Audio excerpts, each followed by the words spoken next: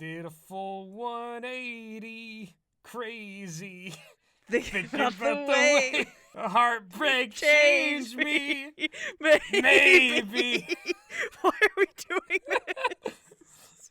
I don't know. I'm scared of this movie that we're going to be talking about, so I needed to cope somehow. I've heard that horror properties get less tense when you add that song to them. That is true.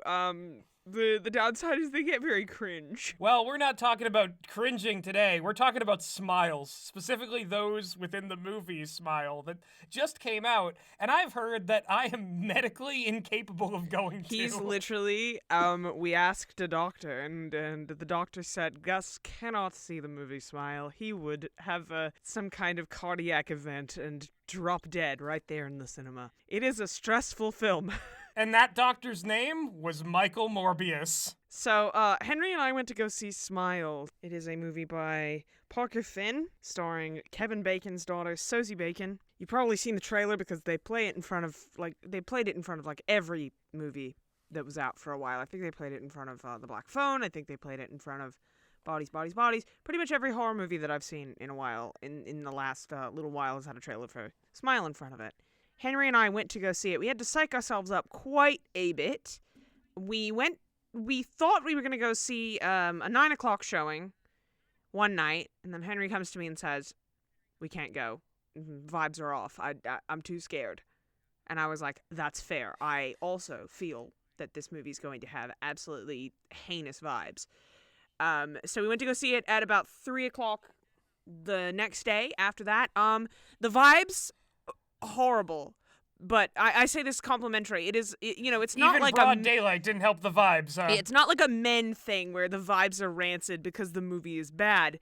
It's the vibes are rancid because as soon as the supernatural element is introduced in this film, you will not know a moment of peace until the credits start rolling. No chill whatsoever is what I'm getting. I have to tell Gus about this movie because like the entity in this film, I gain power through subjecting Gus to horrible things. This is the only way I will ever be able to learn about this movie because I, again, medically cannot see it. Cannot watch I need this to film. hear the plot from Meg. So we're going to do an inversion of the normal format where Gus sees a movie that's in cinemas at the moment and then comes back to me and rants about it for however long. I'm going to do that to him.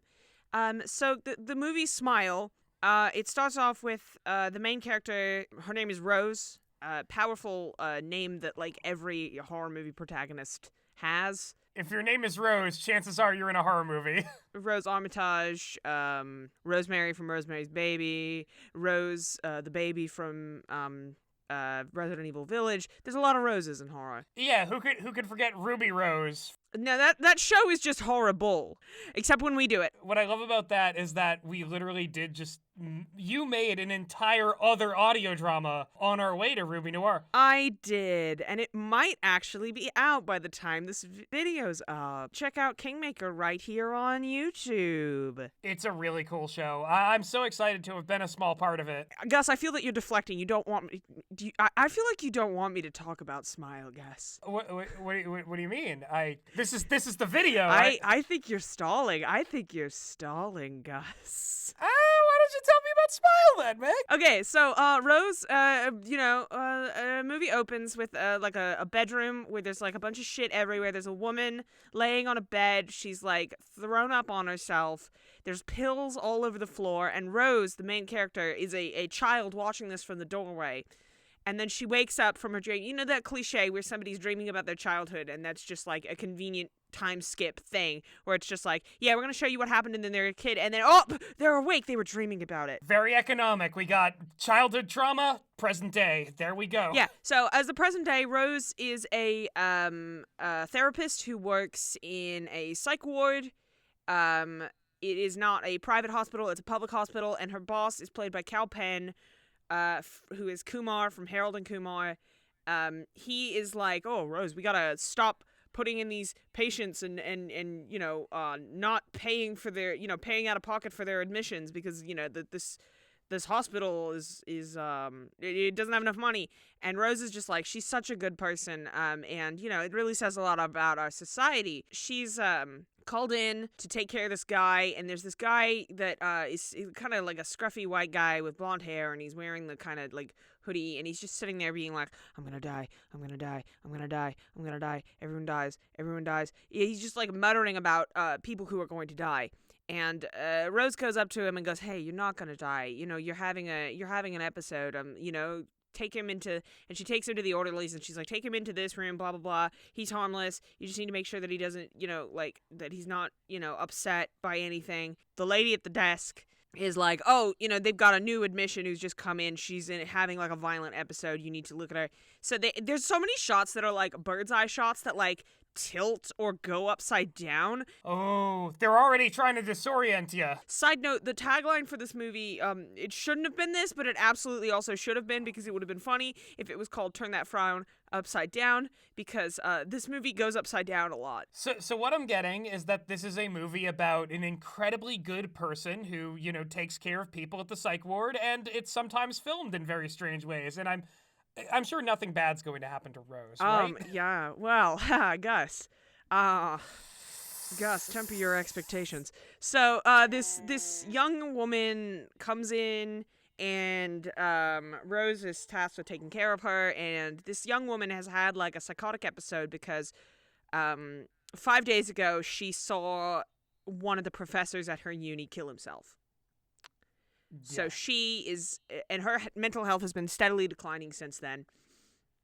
And this girl is saying, like, I'm not crazy, I'm a PhD candidate, there's something after me, there's, like, a curse on me, there's, an entity that, like, looks like people, but it's smiling at me. And then Rose is like, there's nobody else in the room with us right now. The entity is not here right now. And then the girl just starts fucking screaming. She's like, she leaps out of her chair, knocks over a vase, and she's like scrambling backwards across the floor, like, no, don't get me, and she's up against the wall. She's like screaming, and Rose goes to the emergency phone. She's calling, we need people to come and restrain this. She needs to be sedated. She's gonna hurt herself. And then she turns around. Girl's gone. She looks around the room. The girl's like in the corner. She's standing there. She's got a bit of the vase, and she's holding it, and she's smiling, like the creepy smile that's on all the posters. The smile. She does it. She just like the movie. Just like how the movie is called Smile, she does it. That's good. It's happy when people smile. Yeah, but she takes the good bit times. And she like cuts all up. She cuts her face up with it, and she cuts from like her cheekbone down her jaw, and then slits her throat. And she falls on the ground, and she's smiling the whole time. Like, no change in facial expression. She doesn't even blink. She falls on the ground. She's still smiling. There's blood coming out. And the guys come in, and they're like, oh, holy fuck. And they take her pulse, and she's dead. And this is a oneer? I mean, there is, like, a little bit of a cut away to Rose's reaction. But most of the time, you do see most of, like, her cutting up her face and slitting her own throat. You do see most of it. It doesn't cut away for very long. It just cuts away for a quick reaction shot, and then it cuts back to her. She goes onto the ground. She's dead. She's bleeding everywhere. So then Cal Penn is like, you go home early for the day because something really traumatic has happened to you. We're going to give you the rest of the day off. So she goes home. They have a great, like, a tracking shot of her driving down through the woods. This movie's set in New Jersey. And so it's got that beautiful, like Pine Barrens kind of creepy woods that they have up in the northern parts of America, which is where you live, Gus. Yep. So I'm not too far from the curse, but here's the thing: Jersey, far cry from me. So then she drives, and when she's driving, there's like a tracking shot of the car, and then it goes upside down again. So it's like this movie loves to go upside down. Smile loves to do two things. Number one, be butthole clenchingly scary. Number two, go upside down. Those are the two things that this movie does quite a lot. Okay. So she is heading home now, and at this point, I'm guessing the titular smile has infected her. So we're in the no chill section of the movie at this point? We are in the no chill section of this movie. So she goes home. There's a cat, right? You need to know that there's a cat. She has a cat, and he comes up, and he's like, meow, meow, meow, cat. Does the cat smile at her? Does the cat do a No, smile? I thought for a second it would. But it's like, if this was a really stupid movie, if this was like the joke version of this movie, the cat would have smiled at her. It would have been really funny. In like Scary Movie 8, that's what it would have been. Yeah, absolutely. So she takes her clothes off and she has a shower in her like really weird house. She has house is really weird because it's like one of those houses. I didn't know that Americans had houses like this, but there are a lot of houses like this in Australia. You go out to the country and there will be these like blue scope steel corrugated iron like ultra modern like shacks, but like really upmarket, like posh. They look like sheds, but like fancy rich person sheds with 3 bedrooms. Yeah. And it's got like a water feature. It's practically a moat. Fantastic. On one of the walls. And I it love backs that. up on Gotta the love woods. a good, weird, iconic house. Yeah, it backs up on the woods, and they don't have any neighbors. They kind of live out in like farmland.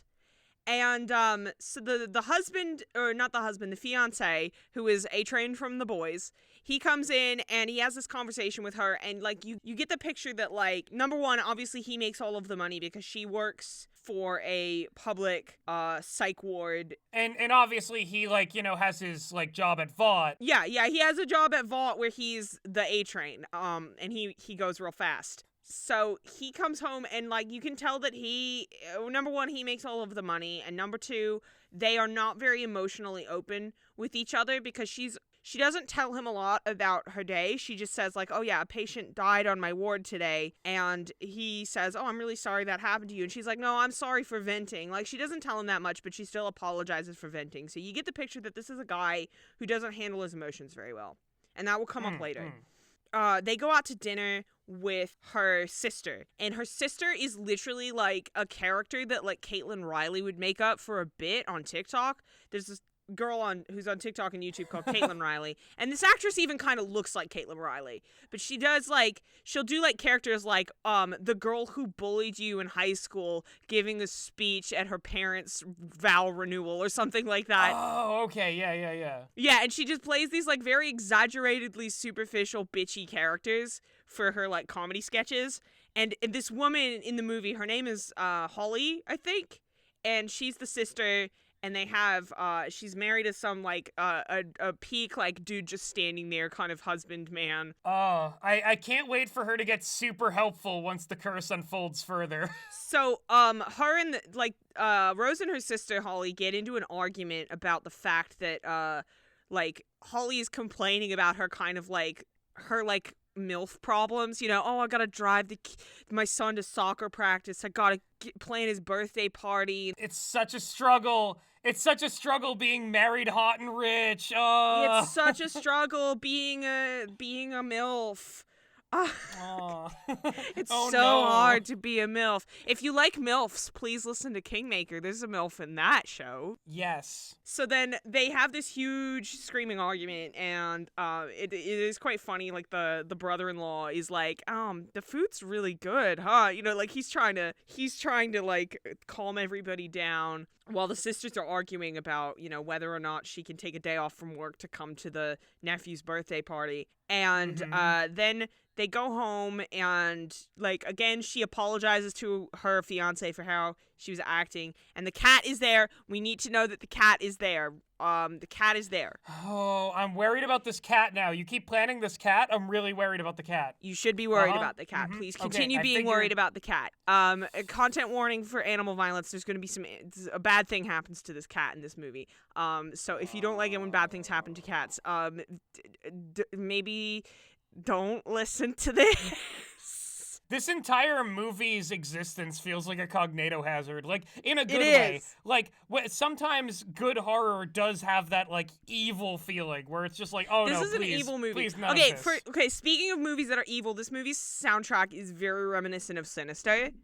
Which has one of the scariest fucking soundtracks of all time. If Sinister was one of the scary soundtracks, this is the other scary soundtrack. Sinister, when I listened to that made me shit my doo-doo asshole off. So this one's probably just as bad. She breaks a glass in the kitchen at some point, and the boyfriend has to sweep it up. And then, no, she breaks the glass because she sees a ghost. She sees the ghost of the girl that died. And the ghost, I gotta tell you, Gus, ghost still smiling. We're on a smile count of 2. Smile count 2. Okay. So now there's not just people who are smiling, there are smile ghosts. And crucially, nobody can see it except Rose. Right. Well, I figured. That's the way these curses kind of work. Like, that's how it works in It Follows, I remember. And this movie is a lot like It Follows, but, like, so much bleaker and, like, meaner in a lot of ways. No, I'm imagining it's so much more terrifying. Because, like, not to say that It Follows isn't scary, but, like, I have seen It Follows, and I am not able to see this one. Legally. He can't. Legally And medically, he cannot. So she goes to work again, and has to be interviewed by the police because the police came in. And, like, the guy on the police is a guy that is in a lot of horror movies. His name is Kyle Gallner, and he's like the goth guy in Jennifer's Body, the one that, like, asks Jennifer out to the movies and then Jennifer kills him. And he's also one of the teens in the Nightmare on Elm Street remake. And he's also I think he's the, like, first person to get killed by Ghostface in Scream 5. So he's in loads of horror movies. He's like a Scream king, if such a thing exists. He's a shout lord. Yeah, he's a shout lord. There's the two genders are Scream Queen and Shout Lord.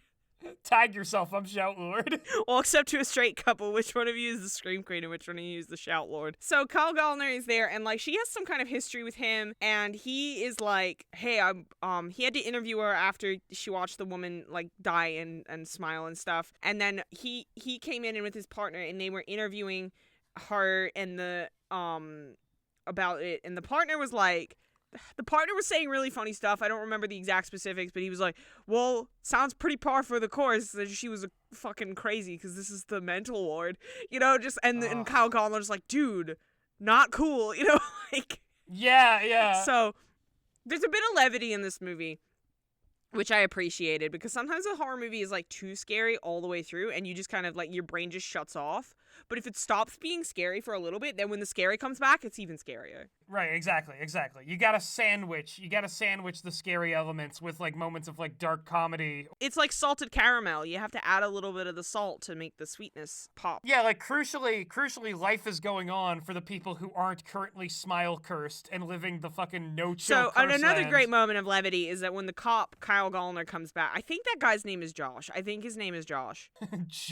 Officer Josh. When Inspector Josh comes back, he's like, hey, I wanted to see how you were doing because I was in the neighborhood.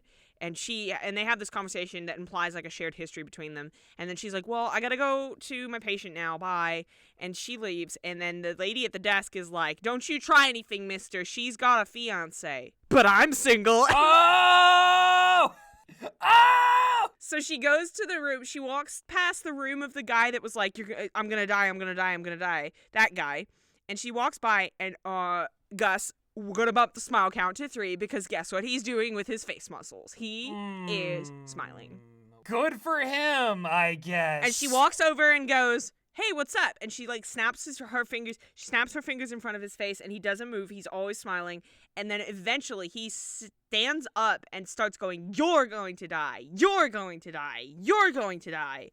And she gets really frightened, and she calls in security. And then when the security get there and, like, restrain him, she realizes that he's actually asleep. That's the curse. That's the curse zone. So she gets called in to Cal Penn's office, and Cal Penn is like, okay, we're gonna give you paid time off for a week because clearly you are traumatized by the fact that that woman did that thing in front of you. Yeah, and that makes sense, and they're doing the right thing. She kind of pushes back against it a little bit, but she eventually, like, decides it's the best for her to not go into work. So she goes home. On the way home, she stops by a toy store and gets a model train for her nephew's birthday. And she goes home and she wraps up the present, and her husband, her fiance is still at work. And then when her fiance is at work, first she walks through the door, no cat this time, right? No cat. Where cat? Where? Not Werecat, Smile Demon. Werecats is a different movie. So she's like, oh, whatever. He's just outside. You know, he's being a cat. Cats will, like, hide somewhere forever. So she wraps up the birthday present, and then the security system goes off. Mm-hmm. And she realizes that at some point the back door has come open. And so she's freaking out. And the security company calls her. You know, when your security system goes off, and it'll be like, they'll call you, and they'll be like, yep. Hey, confirm, is there somebody in your house, or, was it a false alarm? And so she answers the phone. She talks to the lady, and the lady's like, yeah, give me your full name and your passcode. And she gives him the passcode, and then she's like, yeah, the back door of my house is open. And the lady on the phone goes, and did it come open by itself, or is there somebody in the house with you? And she goes, I think it just came open by itself. And the lady on the phone goes, are you sure? And then the lady on the phone goes, you better look behind you. No, don't, Rose, don't look behind you. Turn around, jump out right? the window immediately. She does not turn around, but the shot is from behind her head. So it's like if she turned around, she would be looking at you, the audience. But she doesn't turn around. She looks down and realizes there's no phone in her hand, and the phone is ringing. And she picks up. It's the security people again. Once again, she got bamboozled. It was all in her mind. Oh, this curse is gaslighting. The curse is gaslighting her. It's the cops come and check all the rooms. There's no sign that anybody got in. And then the fiance comes home. She says, like, I think I'm being haunted. And the husband is, he does what like husbands in horror movies always do, which is like, baby, there's no such thing as a ghost. It's probably some stress. It's probably just the stress. And she goes to her therapist to try and get some, like, antipsychotic medication because she's like, I've been hallucinating. Or at some point in this movie, she has, like, a recording of the session she did with the woman that killed herself. She's listening to the recording, and she gets to a part in the audio where the girl is saying, he's smiling at me. And she plays it again, and she realizes she can hear, like, a little behind and so she tries turning up the volume. And it's the same, it's like, it's still really quiet, so she tries turning up the volume again. And then she listens to the file again, and the whispering is not in the file. And right next to her face, guess who's there? The ghost. No, we don't like that. We don't like that. No. The ghost is right next to her face and goes, like I'm not going to do it because I'll peak all the levels, but she says, Rose, really loud. And everybody in the theater shat their pants. I heard one guy go, fuck this movie! No, that's fucked up. I can't deal. I'm getting actually scared a little bit already, and I'm just hearing about it. Okay, well, what happens next? What else Meg? happens? So then she goes to the birthday party of the nephew because she's like, I'm off work. I might as well go to the birthday party. What? Oh god. Sorry, the levels just peaked. You just glitched out, and you just did one long syllable. I'm fucking freaking out.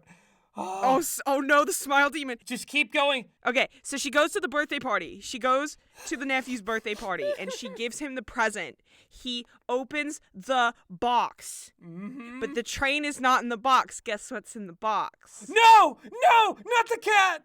Not the cat. Yeah.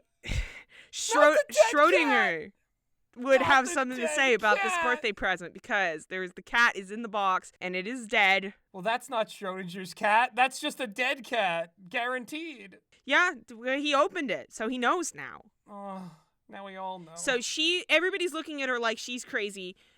She takes the cat and is like holding it like it's like she's like in shock. And she's looking around. She's like, no, I didn't do this. Somebody else did this. Somebody's fucking with me. And she sees one of the other moms at the birthday party doing what? Smiling. Smile count 4. Bad. Oh, no. So far this curse has made her kill a cat, makes her redo phone calls, whispers in her ear at inopportune times, can break into her house. This thing's just doing it's doing so much bad shit. It does a lot of bad shit, I will not lie. So she's getting so, like, worked up. She's screaming. She's like, everybody look at her. She's smiling at me weird. Nobody told me you can't see that because she's right there. She's right fucking there. I'm not crazy. And then she, like, trips and kind of fucks it backwards into the glass coffee table. Oof. Ugh. Hard cut to her in the hospital. Her boss comes in and was like, dude, what the fuck? I heard that you'd been admitted to the emergency ward. What happened? She's like, I tripped and fell into a glass table. It's fine. And then you see, like, outside the hospital room, the boyfriend and the sister are having a huge argument. Mm-hmm. And the boyfriend, like, basically just thinks she's insane now. And he brings up the fact that, like, her mother, he was like, I should have known what I was getting into because your mother killed herself. So obviously, whatever fucked her up runs in your family. First scene, the dream at the beginning. Yes. And then she tries to make amends with her sister. She tries to apologize to her sister. And she's like, oh yeah, you were never home all the time. I was home all the time when we were kids. And my mom focused all her outbursts on me. And the older sister was like, oh, the reason I left home is because who do you think got all of it before you were born? I had to put up with her for heaps longer than you did. Like that kind of thing. Right. And okay. they have like an argument about it, and she's like, I don't want you to see my son anymore. He's traumatized now. You did that to him. And then Rose like apologizes and goes back to the car. And when she's in the car, her sister comes out the front door, and you don't see her face because she's like out of focus. She comes up to the car, and her head is like above the car window, right? Like, because where her shoulders are is where the car window is. She taps on the window. Rose turns. The sister's head, like, her neck breaks and her head goes down so that you could see that it's actually the Smile Demon, Smile Count 5. This is the shot from the trailer that freaked everybody the fuck out. The big, like, you think one thing's gonna happen, but then the worst fucking thing you've ever seen happens instead. Yeah. Boom! So then, so she calls up Josh. Inspector Josh. Detective Josh, and she's like, you need to look into, the death of the professor. Yeah, trace the curse. So the chain is basically like they find out. So she finds out about this guy, and she goes to his wife's house, and he finds out that this guy has been drawing the smile monster, just like all these different like kind of Slenderman looking guys like smiling real big. Oh no! It's one of those moments in the horror movie where they like draw like an abstracted version of the monster, and it's like just as scary because your brain fills in what it really looks like. Yes. Ah! So she finds out from the wife that the professor, I think his name is Professor Munoz. Professor Munoz was at a conference where somebody killed herself in the lift, like at the hotel he was staying at, and he saw her do it. Then she talks to the cop, and she gets him to research of like, oh, okay, so there's this chain of like people who see each other kill themselves, and then they kill themselves, and then the next person kills themselves. It's just a chain of suicides. And he finds out that like 20 people saw it, but only 19 of them are dead. And so she finds out that one guy survived. And she goes to visit him because he's in prison, right? This guy was an accountant who saw somebody kill themselves, and then he committed murder. She goes to see him in the prison with like under the pretense of like she's doing a psychological profile because she's a psychologist. Right. And she goes to see him in the prison, cover. And he says the only way that you can break the curse is to murder somebody in front of a witness. Because it is pass on the trauma. Much like pass on the this trauma. is a movie that is about witnessing. She would have to kill somebody, but it has to be like a very violent death. Does it have to be a smiling person? No. You just kill a rando.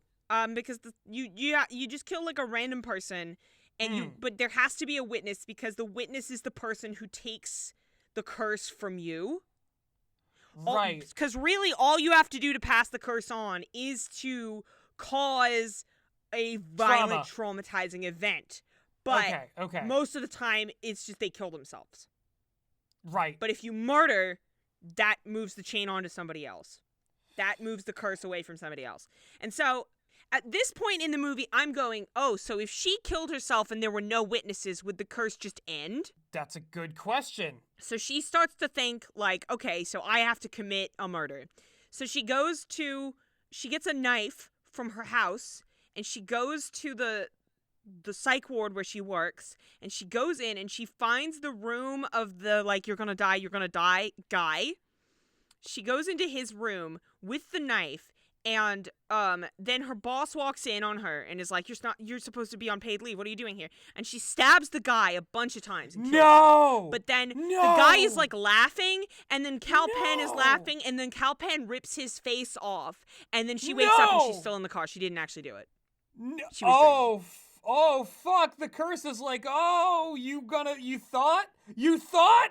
Nah. Yeah, it's not so happening. but then like in the real world, Cal Penn comes up to the car and there's a great jump scare where like for a second he's the you're gonna die guy, like spitting blood on her. Oh but my God. that's a hallucination, that's a jump scare. But Cal Penn like talks to her and is like, you shouldn't be hanging around work when you're supposed to be on paid time off. And he sees that she's got the knife, and she's like, no, I'm gonna go be by myself for a little bit. And he goes, that's a bad idea. And she goes, no, I have to be by myself for a little bit. And I'm like, oh, she's gonna go kill herself. And that's going to be the end of this movie. She's going to find out that it has to be in a place where there are no witnesses, and she's going to do it.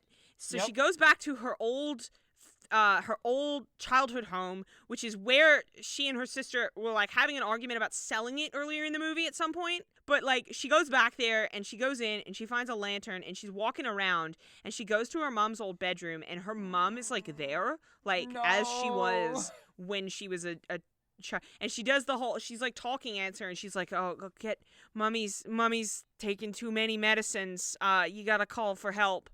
And then she's like talking to this hallucination of her mom about like the guilt that she's lived with because she didn't call the police, she didn't call an ambulance when her mom had taken an overdose. She talks about that, the ghost of the mom, like she's like, you've got to let me into your mind.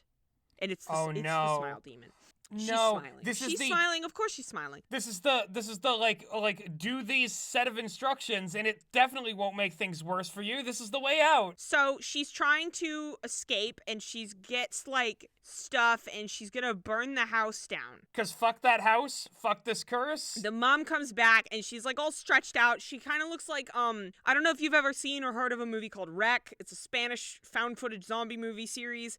But the sort of like boss zombie in those movies is a like demon called Tristana Madero, and the mom like is all stretched out, and she looks like Tristana Madero from Wreck. She's like bony and stretchy, and she's really long, and like $10 says that it's Javier Botet in like heavy prosthetics, because it always is in these kinds of movies. I don't like strong, long, stretchy mom ghosts. She's long and stretchy, and she's got long black hair that covers her face, and she's wearing like underwear and a pajama top.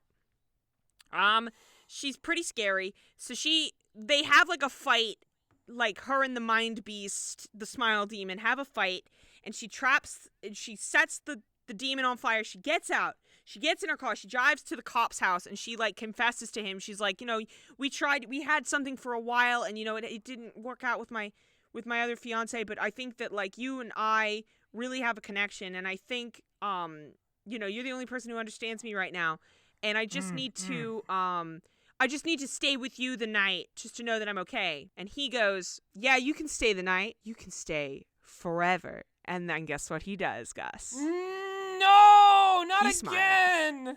He smiles. She is still in the house. She didn't burn it down. She is still in the house. Oh no! Does he rip and grab his face off again?